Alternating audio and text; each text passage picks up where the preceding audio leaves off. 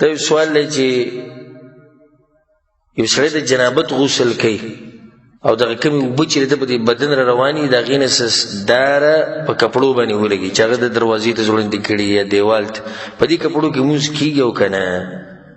الجواب هغه دا دی د جنابت دا مطلب نه دی چې د سړي د دې جسم نه پلیتوالی بهیږي.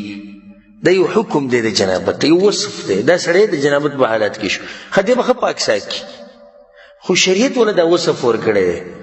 ابو هريره رضی الله عنه روایت تاسو محسوس پیری وی د رسول سره ملاو شو، ګرځېدو منځ کې د رسول نه پټ شو.